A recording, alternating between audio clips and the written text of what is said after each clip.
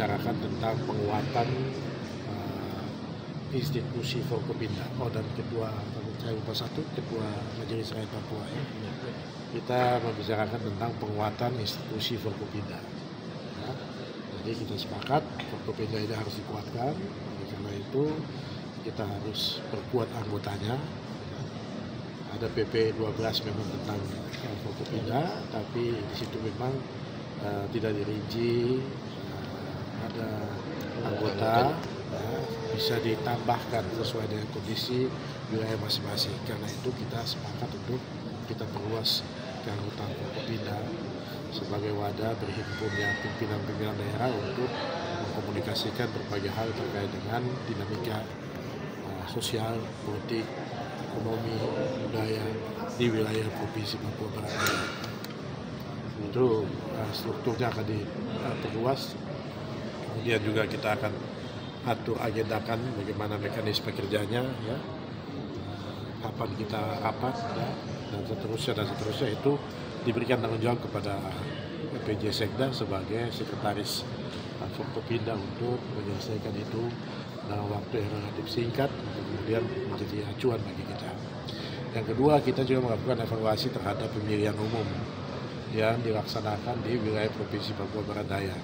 Ya. Laporan disampaikan oleh berbagai pihak, dari Pak Kapolda, dari Pak Pangdam, melalui Pak Danrem, ya, juga oleh Pak Pangko Armada, karena juga teman-teman AL juga banyak membantu di pemberian kemarin, terutama dalam hal distribusi logistik. Kita sampai pada kesimpulan, ya, kita semua anggota Forkopimda menyampaikan terima kasih, apresiasi kepada seluruh komponen masyarakat yang ada di Provinsi Papua Barat Daya, karena pemilu kita berjalan dengan lancar, ya, aman, tenang, damai, bahkan tingkat partisipasi juga tinggi. Ya.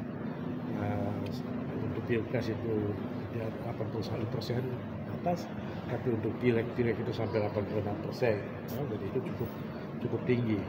Untuk ukuran provinsi, apalagi provinsi yang baru seperti ini sangat cukup memberikan implikasi yang positif, ya, bagi pelaksanaan pembangunan di Provinsi Papua Barat Daya ini. Kita mendapatkan penghargaan juga dari Kementerian Dalam Negeri, ya, terkait dengan tadi pelaksanaan pemilu dan juga laporan-laporan kita, laporan pelaksanaan tahapan-tahapan pemilu yang kita sampaikan secara berjenjang sampai ke pusat. Ya, kita termasuk provinsi yang dengan kategori terbaik gitu. Kemudian yang ketiga, kita juga bahas tentang persiapan kita untuk pilkada. Ya, hari ini sudah mulai proses pilkadanya. Nanti ada beberapa catatan yang penting, bagaimana pemutakhiran penduduknya, pemilihnya. Ini harus dipantau, harus dibantu oleh teman-teman di Dukcapil, bantu KPU untuk memastikan itu. Kemudian juga hal-hal yang lain, pengalaman yang selama pemilu, ya, distribusi logistik, ya, di daerah-daerah yang sulit itu. Kemudian juga terkait dengan bagaimana nanti ketika kampanye penyelenggaraan dan sebagainya. Itu belajar dari pemilihan umum, saya kira ini menjadi acuan baik untuk kita melakukan pilkada. Walaupun semua kita sadar bahwa mungkin di pilkada ini karena hubungan emosional pemilih dengan calon lebih dekat, ya, mungkin situasinya agak lebih sedikit panas begitu, ya, lebih dinamis.